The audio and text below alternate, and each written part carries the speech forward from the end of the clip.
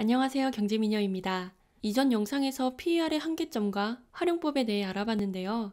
시킹알파 홈페이지에서 PE를 확인하려고 보니 4가지 종류의 PE가 보입니다. 우리가 제대로 투자하기 위해서는 이런 것들이 무슨 차이가 있고 상황에 따라 무엇을 봐야 하는지 알아야겠죠?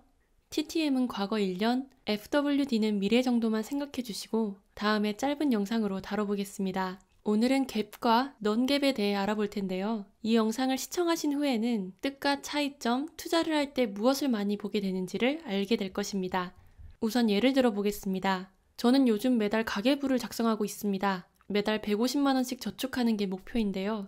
몇 달간 잘 지켜오다가 이번 달에는 고작 30만원밖에 저축을 하지 못했습니다. 이번에 이사를 가게 되면서 이사비로 120만원이 들었기 때문입니다. 그럼 제 목표는 실패일까요? 그럴 수도 있고 아닐 수도 있습니다. 매달 목표를 달성하는 게 중요한 사람 눈에는 제 목표는 실패이지만 자주 일어나지 않는 일시적인 비용은 목표에 넣는 건 아니지. 이사를 안 갔다면 저축을 해서 목표를 달성했을 테니 성공으로 치자. 이렇게 생각하는 사람들도 있겠죠? 이 예처럼 이례적으로 발생한다고 판단되는 비용을 제외하느냐, 포함하느냐에 따라 갭과 넌갭으로 나뉩니다. 갭은 회계감사의 표준이 되는 기준입니다. SEC에 올라오는 분기, 연례 보고서들은 모두 갭 기준으로 작성되어 있습니다. 넌갭은 공식적인 회계 기준을 따르진 않지만 이례적으로 발생한다고 판단되는 비용을 제외하고 계산한 회계 기준입니다.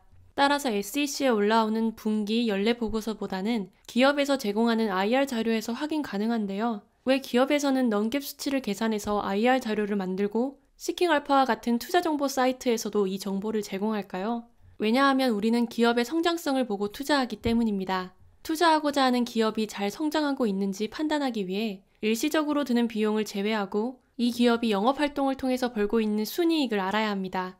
그래서 나스닥에 상장된 성장주들을 볼 때는 대부분 넌갭 수치를 활용합니다. 실제 테슬라의 실적을 보면서 자세히 알아보겠습니다. 방법은 구글에서 기업명과 IR을 검색합니다. 오른쪽 SEC 필링은 SEC에 올라간 공시들이고요. 10K는 연례보고서, 10Q는 분기보고서입니다.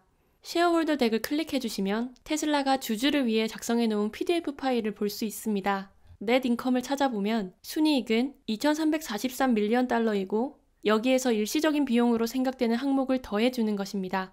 주요 항목을 간단히 살펴보면 이 세 번째 항목은 감가상각으로 인한 손상입니다. 우리가 자동차를 오래 타면 자동차는 그대로인데 감가상각으로 인해 가치가 점점 낮아집니다. 테슬라가 영업활동을 하는 것과 상관없지만 갭 기준 넷인컴을 계산할 땐 비용으로 잡혔기 때문에 더해주는 겁니다. 네 번째 항목은 주식 기반 보상입니다. 테크 기업이 많이 활용하는 편인데요. 직원들에게 주식 기반의 보상을 제공함으로써 동기부여의 수단으로 사용됩니다. 참고로 주식 기반 보상은 기억해둘 필요가 있습니다. 테크 기업들의 경우에는 이 수치가 높은 경우가 많기 때문에 과하게 높을 경우에는 오히려 주가 상승에 부정적인 영향을 미칠 수도 있기 때문입니다.